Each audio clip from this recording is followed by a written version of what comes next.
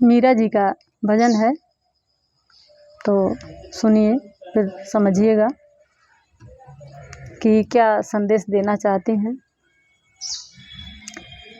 ऐसी लागी लगन, ऐसी लागी लगन, मीरा हो गई मगन। ऐसी लागी लगन, मीरा हो गई मगन। ओ तो गली गली हरि गुण गाने लगी। ऐसी लागी लगन, मीरा हो गई मगन। ओ तो गली गली हरि गुण गाने लगी। महलों में पली बन के जोगन चली। महलों में पली बन के जोगन चली। मीरा रानी दीवानी कहाने लगी। ऐसी लागी लगन, मीरा हो गई मगन। ऐसी लागी लगन, मीरा हो गई मगन। ओ तो गली गली हरि गुण गाने लगी। ऐसी लागी लगन, न कोई रोके उसे, न कोई टोके उसे। न कोई रोके उसे, न कोई टोके उसे। बैठी संतों के संग रंगी मोहन के रंग। बैठी संतों के संग रंगी मोहन के रंग। वो तो प्यारे मोहन को मनाने लगी। वो तो गली गली हरि गुण गाने लगी। ऐसी लागी लगन, मीरा हो गई मगन। ऐसी लागी लगन, मीरा हो गई मगन। वो तो गली गली हरि गुण गाने लगी। ऐसी लागी लगन, मीरा हो गई मगन। ऐसी लागी लगन। राणा ने विष दिया, मीरा अमृत पिया। राणा ने विष दिया, मीरा अमृत पिया। ओ तो गोविंद गोविंद गाने लगी। ऐसी लागी लगन, मीरा हो गई मगन। ऐसी लागी लगन, मीरा हो गई मगन। ओ तो गली गली हरि गुण गाने लगी। महलों में पली बन के जोगन चली। महलों में पली बन के जोगन चली। मीरा रानी दीवानी कहाने लगी। ऐसी लागी लगन, मीरा हो गई मगन। ऐसी लागी लगन। तो हमको कोई गाने का बहुत शौक़ नहीं है, मैं गायकार नहीं हूँ, लेकिन मैं गाने के माध्यम से मीरा की बात को रखना चाहती हूँ, जैसे मीरा ने रखा है, जैसे साहब ने अपने बातों को भजन के माध्यम में रखा है ताकि लोग सुनें। तो मुझे भी कोई गाने का शौक़ नहीं है, मैं गाने वाली नहीं हूँ, लेकिन अपनी बात रखने के लिए गाती हूँ, आप तक पहुँचाने के लिए गाती हूँ, ताकि आप तक ये बातें पहुँच सके, क्योंकि बहुत ज़रूरी है ये बातें सबके पास पहुँचना चाहिए। सब अगर मनुष्य हैं तो सबको कृष्ण चाहिए, सबको राम चाहिए, सबको सत्य चाहिए। ये सब एक ही हैं, अलग अलग नाम है। तो मीरा को ऐसी लगन लगी कि उनको इस दुनिया में कुछ भी दिखाई नहीं देता था। वो गलियों में, वो सड़कों पे नाचती थी, जबकि वो एक राजा के घर के बेटी थी, एक राजा के घर की बहू थी। लेकिन ऐसा प्रेम हुआ कि ये जगत को भूल जाती थी कि मैं किसी परिवार के सदस्य हूँ, मैं किसी के बेटी हूँ, मैं किसी के बहू हूँ। ऐसा प्रेम हो गया था कि चलते सड़कों पर नाचने लगती थीं, गाने लगती थीं। ये बात देख करके, सुन करके उसके जो देवर थे, पति तो उनके गुजर गए थे, उनके देवर थे, राणा जिनका नाम था, उसने जहर का प्याला भेजा और उन्होंने प्रभु के प्रेम में इतने लीन हो गई थी कि प्रभु का प्रसाद समझ करके उन्होंने पी लिया उस विष को, उस जहर को, और गोविंद गोविंद कहने लगी। तो उनके लिए वो जहर भी अमृत हो गया। ऐसा प्रेम उन्होंने करा था। तो प्रेम भी अगर करें तो ऐसा करें, और ये प्रेम होता नहीं है। ये प्रेम जैसे कि सामान्य जीवन में जो हम प्रेम कहते हैं, वो प्रेम केमिकल मात्र है, वो बस हो जाता है। हमारे गुरुजी कहते हैं कि ये प्रेम जो है ये सीखना पड़ता है। अब मुझे भी दिख रहा है कि सीखना पड़ता है। तो ये केमिकल मात्र नहीं है, वो प्रेम केमिकल मात्र है, ये केमिकल मात्र नहीं है। ऐसा प्रेम होना चाहिए। इसी प्रेम को लेकर के कबीरदास जी कहते हैं कि पोथी पढ़ पढ़ जग मुआ, पंडित भया न कोई, 2.5 अक्षर प्रेम के पढ़े से पंडित होई। तो जो प्रभु से प्रेम कर लेता है वो पूरी जगत से प्रेम कर लेता है। तो उनको लगा कि अगर कोई मुझे जहर दे रहा है तो ये प्रभु का ही आशीर्वाद है, उन्हीं का ही ये रूप है जो मुझे मिल रहा है, तो मुझे स्वीकार कर लेना चाहिए। और उन्होंने पी लिया, स्वीकार कर लिया। लेकिन वो प्रभु की इतनी कृपा हुई कि वो जहर भी अमृत बन गया, उनको कुछ नहीं हुआ, वो ठीक हो गई। तो ऐसा प्रेम होना चाहिए। यहाँ पे कहते हैं लोग कि पुरुष कहते हैं कि मैं पुरुष हूँ। मीरा जब द्वारिका में पहुंची एक मंदिर में, वहाँ पे जो पुजारी था वो ऐसा ऐलान करा था, ऐसा विरोधी वहाँ पे चौकीदार बैठाया था कि उस मंदिर में कोई स्त्री को प्रवेश करने के लिए मना था।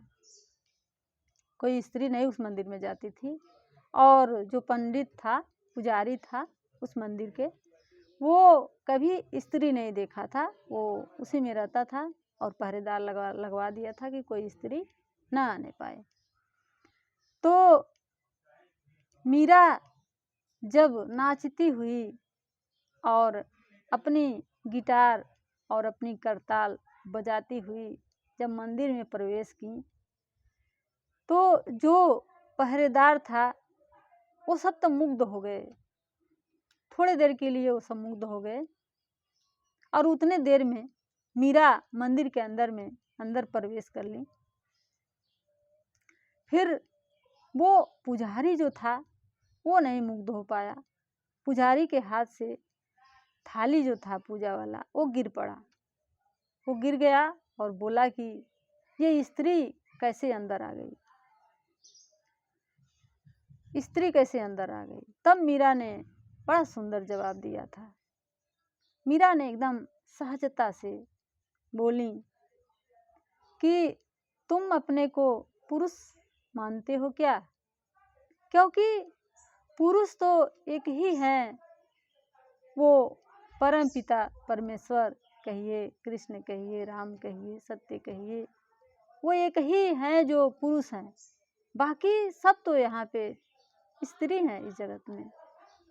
अब ऐसा सवाल जवाब सुन के पुजारी हक्का बक्का रह गया, क्योंकि बचपन से लेकर के अब जितना भी उसका उम्र था वहाँ तक तो कभी ऐसा सवाल जवाब कभी सुना नहीं था। इस तरह से जब मीरा लगी सवाल जवाब करने, उन सबों से बातें करने, तो उन सबों को, वहाँ के पंडितों को बहुत दिक्कत होने लगी, क्योंकि पंडित सब पाखंडी होते हैं, सब ऐसे ढंड कमंडल फैला करके अपना रोजी रोटी चलाते हैं। तो उन सबों को प्रॉब्लम होने लगी कि भाई जब ये रहने लगेंगी तो हम लोगों को तो कोई पूछेगा नहीं, हम लोगों को तो कोई महत्व नहीं रहेगा। तो कई तरीके से विधि लगा करके उनको वहाँ से हटा दिया गया। तो मीरा के प्रेम में इतना ताकत है। मीरा कहती हैं कि 2 लाइन सुनिए क्या कहती हैं। कोई मेरे आँखों से, कोई मेरे आँखों से देखे तो समझे, कोई मेरे आँखों से देखे तो समझे कि तुम मेरे क्या हो, कि तुम मेरे क्या हो, कि तुम मेरे क्या हो, कि तुम मेरे क्या हो। तो ये सारी बातें जहाँ पर हम हैं वहाँ पे समझ में नहीं आएगी, जहाँ पे मीरा है वहाँ पे जाना पड़ेगा, तभी हम उनकी नज़रों से, उनकी दृष्टि से देख पाएंगे। और ऐसा होना चाहिए, ऐसा हर स्त्री को, हर पुरुष को होना चाहिए। नहीं तो हम पहले भी बोल चुके हैं कि पशु ही हम जन्म लेते हैं और पशु ही होकर के मर जाना यही पाप है, और दूसरा कोई पाप नहीं है, यही पाप है। और जो हमारे भीतर तड़प रहा है, मन कहिए, अहंकार कहिए, वो तड़प रहा है, तो उसको आत्मा की गोद में होना चाहिए, पर वो बहुत दूर हो गया है। वही तड़पता है, वही दुख है, जो भी हमें इस संसार में दुख पाते हैं हम, बस वही है उसका तड़पना, उसका, क्योंकि वो अधूरा है और पूरा होने के लिए ढूंढता है कि ये कर लेंगे तो पूरा हो जाएंगे। तो वही मीरा का थोड़ा सा और सुन लीजिए क्या कह रही हैं। हमें अगर तेरा, हमें अगर तेरा सहारा न मिलता, हमें अगर तेरा सहारा न मिलता, भंवर में ही रहते किनारा न मिलता, भंवर में ही रहते किनारा न मिलता, किनारे पर भी तो भंवर ले डुबोती, किनारे पर भी तो भंवर ले डुबोती, अगर तुम न होते, अगर तुम न होते, अगर तुम न होते, अगर तुम न होते,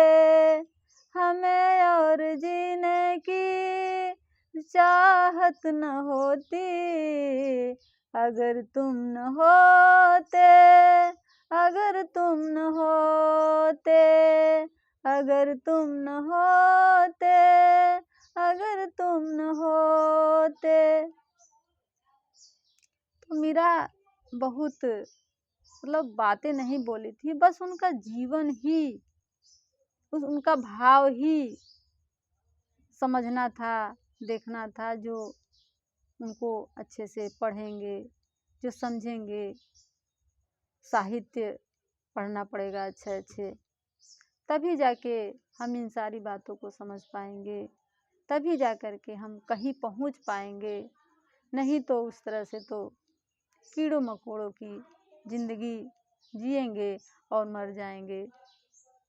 और यही एक मनुष्य जीवन है, बार बार नहीं मिलेगा। इसी जीवन में मुक्त होने की संभावना है, बाकी तो 84 लाख योनियों में भटकना ही है। तो जिगर की बात यह है कि हिम्मत करिए और समझिए और विश्राम दिलाइए इस अहम को, इस अहंकार को, इस मन को। तभी जाके जीवन में सुख है, शांति है और जीने का आनंद है। नहीं तो उस तरह से कोई आनंद नहीं है। जो तिलमाही तेल में, सो चकमक में आग, तेरा साईं तुझ में है, जाग सके तो जाग। अभी जाग जाना ही दुख से मुक्त कर सकता है, नहीं तो जब बोए पेड़ बबूल का तो आम कहाँ से खाएं। अगर हम गलत कर्म कर लेंगे इस समय तो बुढ़ापा में फिर भुगतने के अलावा कुछ नहीं बचेगा।